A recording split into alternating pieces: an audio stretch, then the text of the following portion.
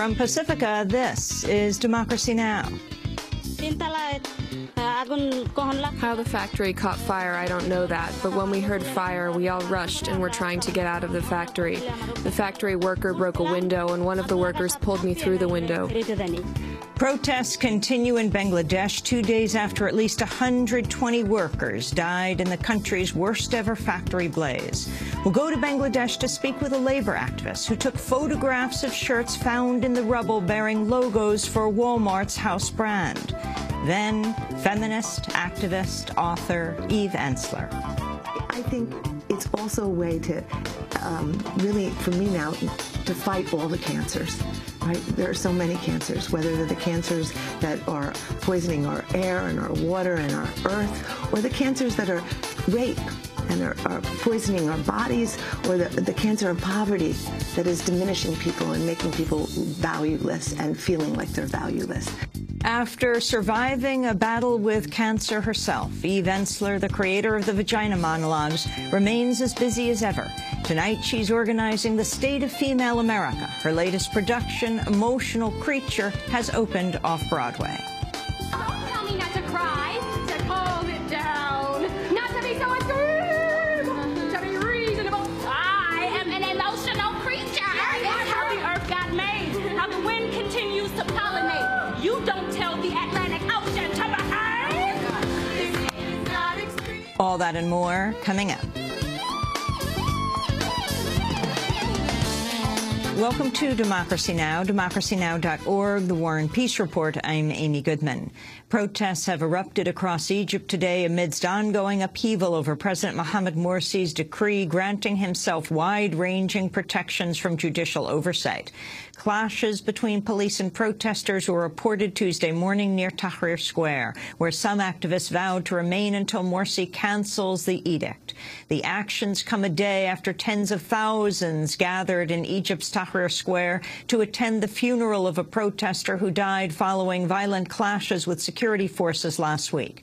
Hundreds have been injured amidst protests since the edict was issued. On Monday, President Morsi met with the country's top judges in an effort to calm the crisis. Following the meeting, a Morsi spokesperson appeared to clarify last week's decree, saying only acts of sovereignty were immune from review.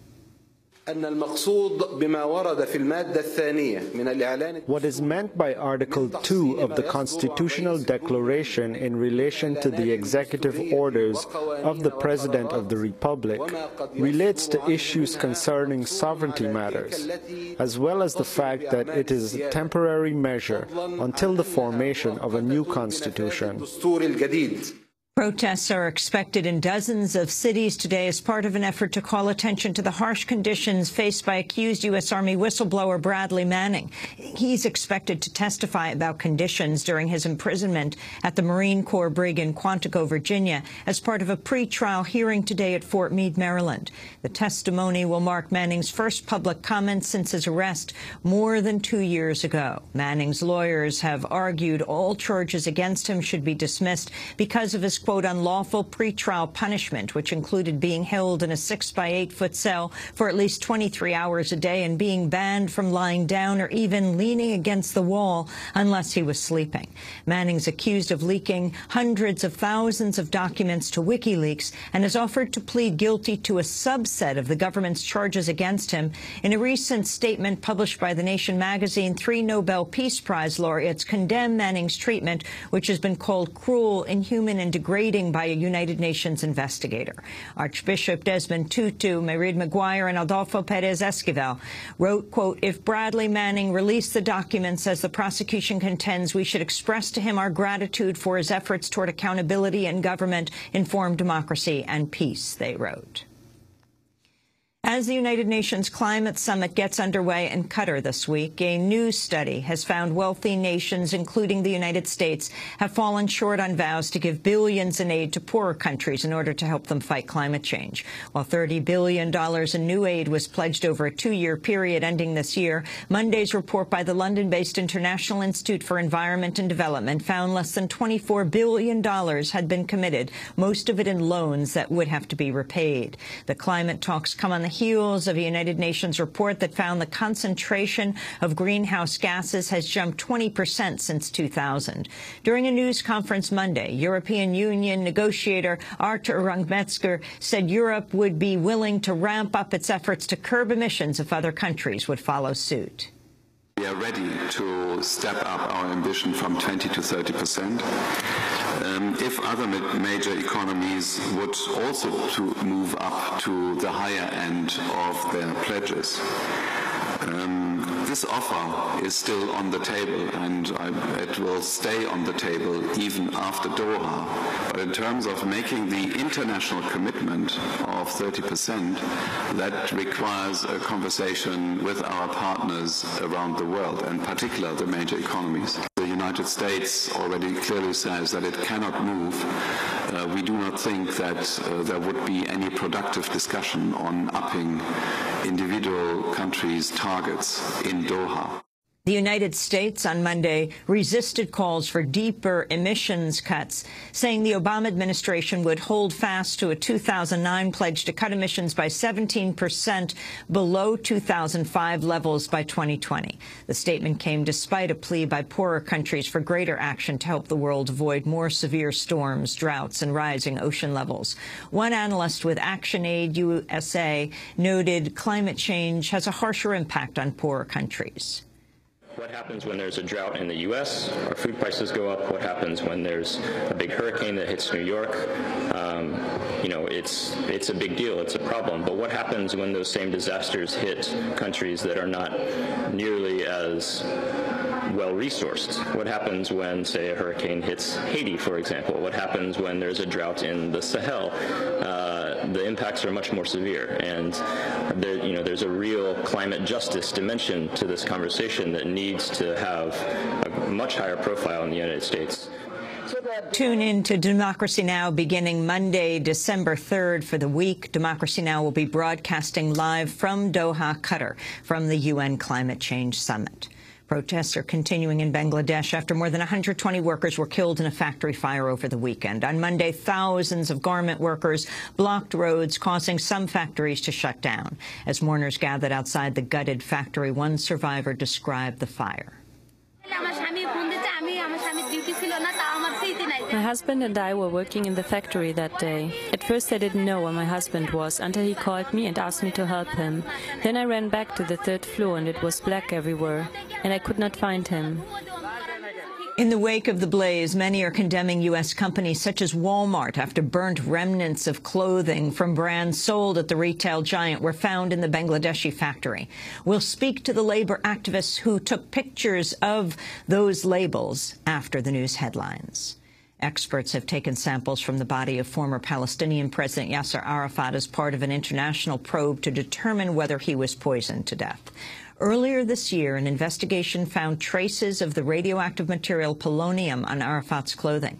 Yasser Arafat died in 2004 after being flown to France for medical treatment.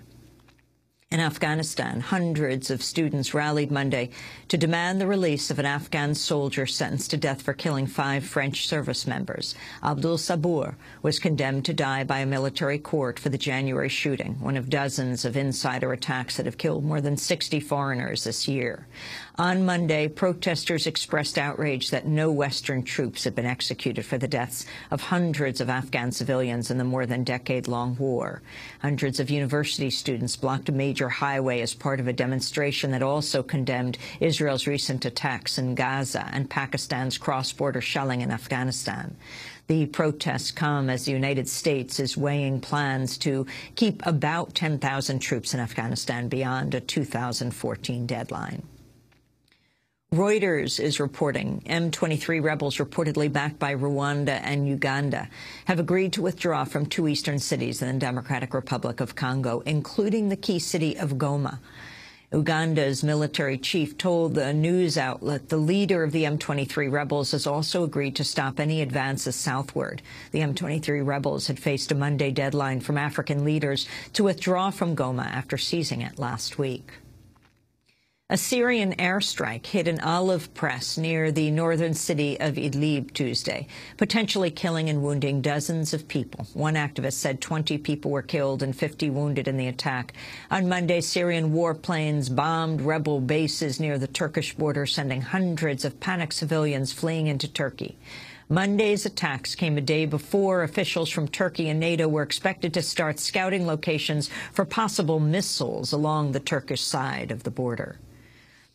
Former Republican officials in Florida have admitted a controversial new law that helped fuel massive lines on Election Day was intentionally created to suppress Democratic votes. Republican leaders had claimed the law was aimed at stopping voter fraud, but former Republican officials, including former Florida Governor Charlie Crist, told the Palm Beach Post that alleged fraud was used as a cover to conceal the main goal of Republicans, curbing Democratic votes. In particular, Republican officials were apparently concerned about the impact of early voting by people of color. The Palm Beach Post cites an anonymous Republican consultant saying, quote, "I know that the cutting out of the Sunday before Election Day was one of their targets, only because that's a big day when the black churches organize themselves," the consultant said. President Obama ultimately won the battleground state of Florida, but the state's voting restrictions caused a spike in provisional ballots, which are used when a voter's eligibility is in question. Solidarity actions are expected across Canada and around the world today to support a resistance effort by First Nations groups in British Columbia against the construction of an oil pipeline on their land. Last week, Indigenous activists seized equipment and established a roadblock to prevent construction on the Pacific Trails pipeline, which would carry gas extracted through the controversial process of hydraulic fracturing, or fracking. Organizers have twice evicted pipeline surveyors from the land, accusing the workers of trespassing. Illinois has set a March date for elections to replace Democratic Congress member Jesse Jackson, Jr., who resigned from his post after taking a several-month leave to seek treatment for bipolar disorder. In a statement announcing his departure, Jackson cited the orders of his doctors and acknowledged for the first time he's a subject of a federal investigation for what's believed to be alleged misuse of campaign funds. Jackson said, quote, "None of us is immune from our share of shortcomings or human frailties, and I pray I'll be remembered for what I did right," he said.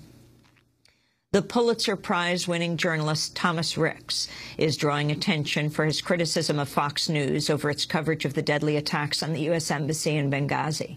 The veteran military reporter made the comments against Fox News during an interview with the network on Monday. I think that Benghazi generally was hyped by this network especially, and that now that the campaign is over, I think he's backing off a little bit. They're not going to stop Susan Rice from being Secretary of State. I've covered a lot of firefights. It's impossible to figure out what happens in them sometimes. And second, I think that the emphasis on Benghazi has been extremely political, partly because Fox was operating as a wing of the Republican Party. And those are some of the headlines. This is Democracy Now!, democracynow.org, The War and Peace Report. I'm Amy